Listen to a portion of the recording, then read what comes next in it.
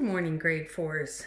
Today we're going to talk a little bit more about fractions. So far we've just talked about basic fractions. First we just did parts of a whole, like these ones here, where you have one whole object and you break it into sections. And then yesterday we looked at parts of a group, so a group of shapes or whatever, and what fraction of them were triangles or squares or shaded in. So today there's a couple things in the worksheets. There's going to be just a little booklet here that has a lot of the information about fractions. This is just for you to print off so you have some information and you know what you need. There's a couple little questions on them that I would like you to do just to get you really understanding fractions. I know this is very simple and some of you are going, oh, this is so easy, but it's very important to understand the basics before we go on to comparing fractions and equivalent fractions like we're doing today. Sorry, my dogs are playing on the floor. Little step over here. There they go. Yeah, they're showing off for you. They're having a little wrestling contest. Anyways, back to math. All right, fractions. So we talked about numerators. Numerators are the top part tells you how many of the equal parts. The denominator tells you how many there were in total. So this numerator here is 2 because 2 out of the 5 pieces are colored in. This also shows you in this little booklet that you can show fractions on a number line. You just need to make sure that you divide the number line between the numbers between 0 and 1, or between any two whole numbers into the same amount. So if this one's doing quarters, so we have 1, 2, 3, 4 sections there, and you can divide it 1/4, 2/4, 3/4, and a whole. So again, this one,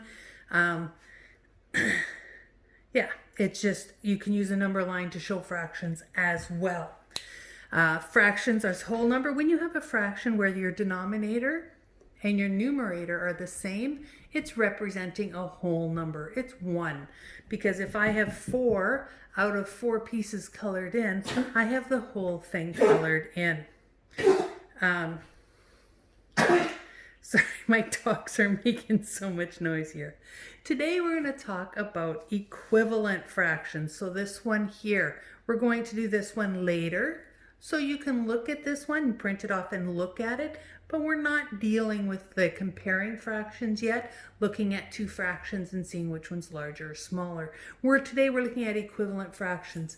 Equivalent fractions comes from the word equal. So you have fractions that represent the same amount. So if I look here, I start with 1/2. Well, if I cut it into half, I have quarters, just like that piece of paper that I showed you yesterday, or sorry, on Tuesday. So 2/4 is the same as 1/2. 3/6 is the same as 1/2. So equivalent fractions are two fractions that represent the same amount. So in today's work, you're going to be given a couple pages. The first one is label the fractions. It's this one right here. So you're going to label them. This is one whole one. This one is cut into 2 pieces, so our denominator is going to be 2, so these are halves. This one down here is 1, 2, 3, 4, 5, 6, 7, 8 pieces. So our denominator, the bottom of it, is going to be 8, and our numerator is going to be 1. So this is 1/8. So you're going to fill in this chart.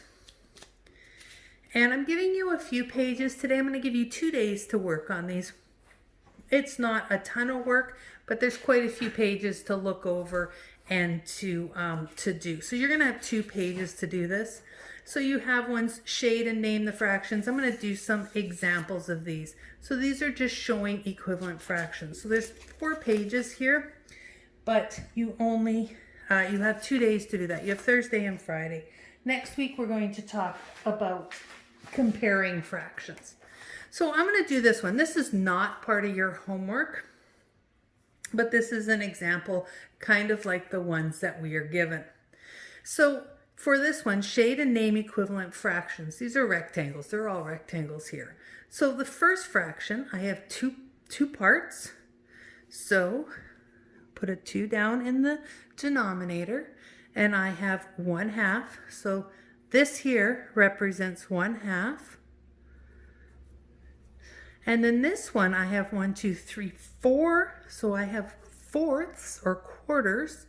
And I need to shade it in so I have the same amount. So I line up this, I shade it in. So 1/2 is the same as 2/4.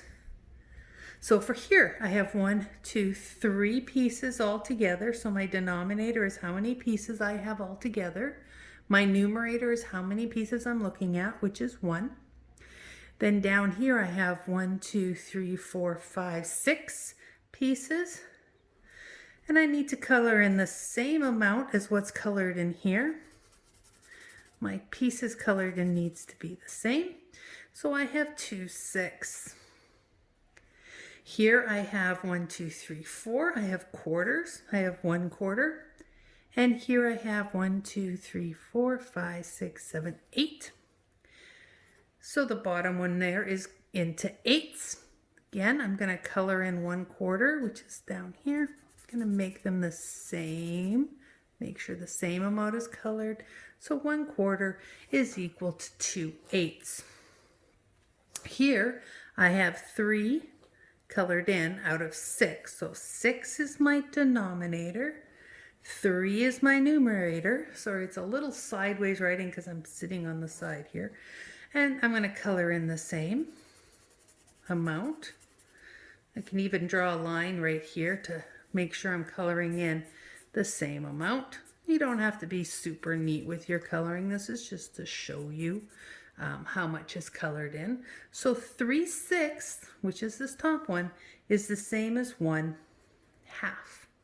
Here I have 3 in my denominator. 3 tells me how many pieces altogether, and I have 2 colored in. So 2/3, and I can color in this. I can line these up to make sure that I'm coloring in the right amount. And on here I have 1, 2, 3, 4, 5, 6. So 2/3 is the same as 4/6. And the last one down here, I have 1, 2, 3, 4 in the denominator, which tells me how many pieces. I have 3 colored in, and I'm going to color in this one. And I have 1, 2, 3, 4, 5, 6, 7, 8 here. So my denominator is 8. And I have 1, 2, 3, 4, 5, 6 colored in. 6 out of the 8 colored in. So 3/4 is an equivalent fraction to 6/8.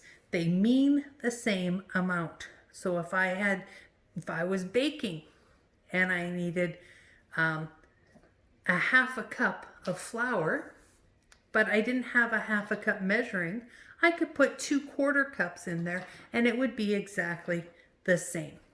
So that is equivalent fractions in your work today. Just 1 second. Dutch! Stop it! Sorry, he's making really gross noises and it's driving me crazy. Okay. So, equivalent fractions. So today you have quite a few pages. Don't let that freak you out. Your first 2 pages are just information. It's a little fraction booklet. You can even put it together. You could even fold it like this and like this. Well, you could figure out how to fold it. I don't know. I think you might need to this. Oh, Mrs. McGilvery can't fold today. Anyways, you don't need to fold it into a booklet. If you can do that, show me how you did it, because I think, anyways, this has got the information of all the different kinds of fractions. We have done these 2, And today we're looking at equivalent fractions. All right, talk to you later.